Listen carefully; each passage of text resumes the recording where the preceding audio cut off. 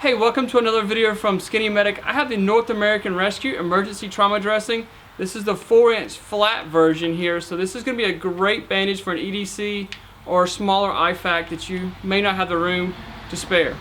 So this bandage is very similar to the Israeli bandage here. This is a 6-inch normal Israeli bandage, probably one of the most popular pressure bandages there.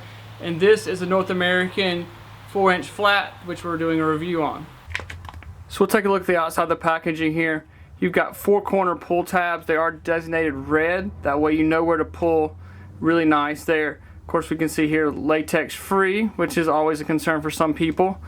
And then this is a really low profile. Of course, this is a 4-inch flat dressing as well. I'm reviewing it, but it's really low profile. So it's not going to take up a lot of room in your IFAK, your EDC carry, whatever you're choosing to do this with. So really low profile. Also got some directions on the back for you. That way under stress you can kind of take a quick peek and just quite remember how to do it. So I included this 4-inch pressure bandage in my EDC trauma kit. Kind of gives you a low profile trauma kit that you can carry as part of your everyday carry. So the reason why I'm doing this review is just to give you some ideas of how you can carry trauma supplies on an everyday basis and include it in part of your EDC for your flashlight, your knife, your gun. You should also have trauma supplies.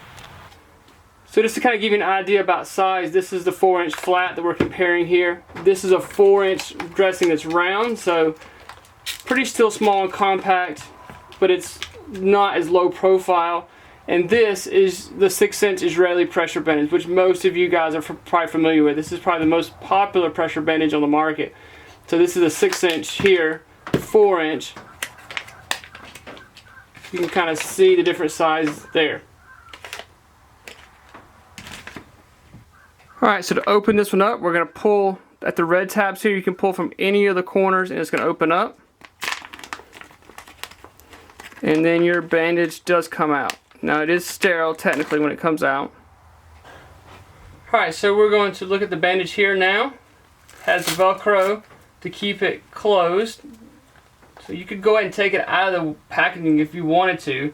You know, this is a sterile packaging when it comes out of the package, but when we're trying to stop major bleeding, sterile really probably isn't the first issue to come to mind. So, but you know, if you want to leave it in the package, that's fine as well. But if you want to take it out, that's well too. So this piece of Velcro here is going to keep it closed up.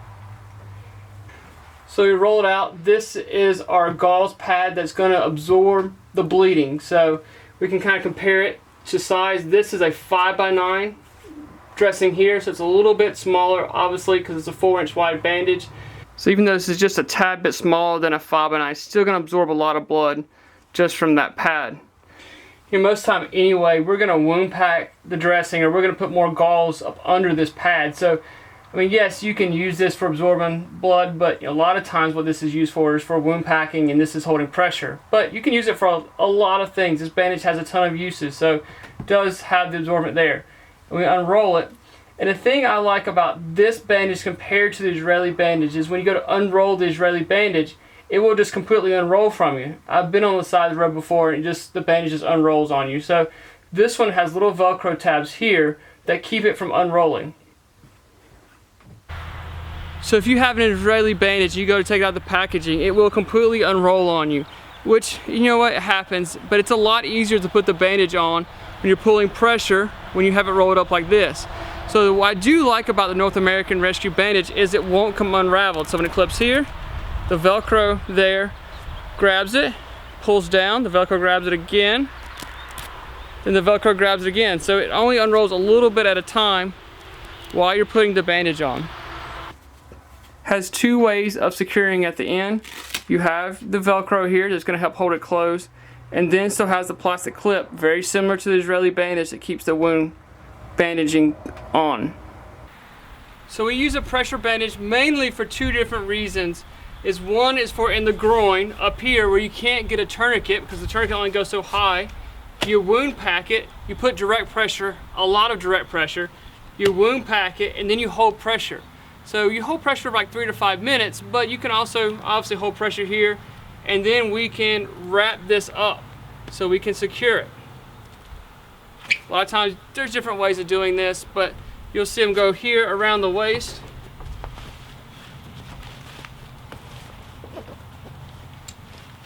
You can also go up under this leg here to pull up under the groin.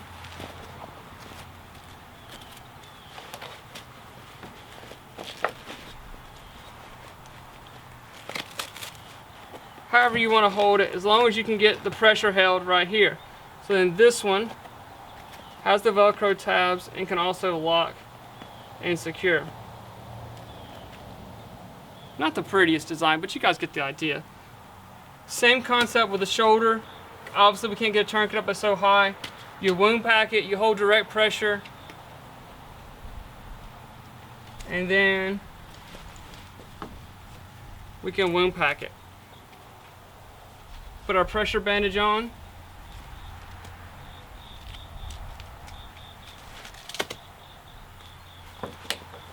And that's going to hold pressure for us.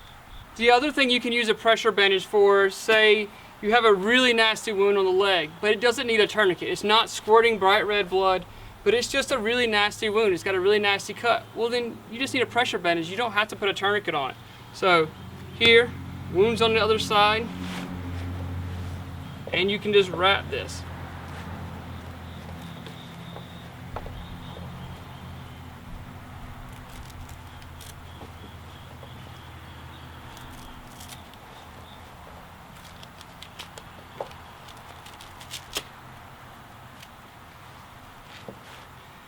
And because we have a pressure bandage, not a tourniquet, we would still have pulse past the extremity, past the bandage here. So at the distal end of the extremity, at the end of the extremity, you're still going to have a pulse. They're still going to have motor, sensory, all that good stuff.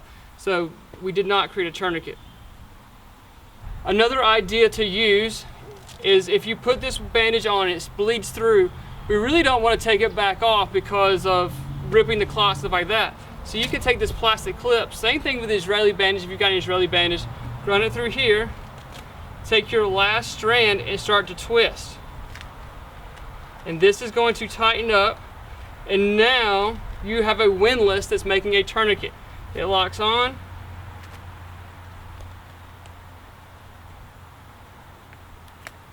and we have made a tourniquet.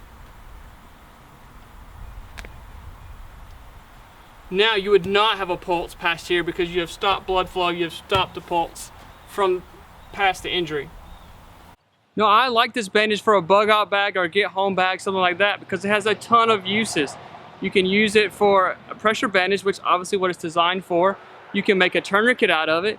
You could bandage a head wound with it, like this, however you want to wrap a head, because these bleed really bad. You could make a pressure bandage here for someone who has broken ribs, because that's what they do. They just put a bandage around it. You be careful doing it around the chest because you don't want to impede their breathing, things like that, but you could do it. You can use this to help make splints, things like that. So this one bandage has a ton of uses, and it doesn't weigh a whole lot. So something like a bug out bag, a get home bag, this one bandage does a lot. So I hope this video helped. You never know when you'll be the first responder. Remember, you need the right gear and the right training. And for all my firefighter friends out there, it's firefighter proof. It says the wound's on the other side. So this North American, so this North American Rescue flat ETD is very similar to the Israeli bandage that you guys are mostly familiar with. What the heck? What's with the bell?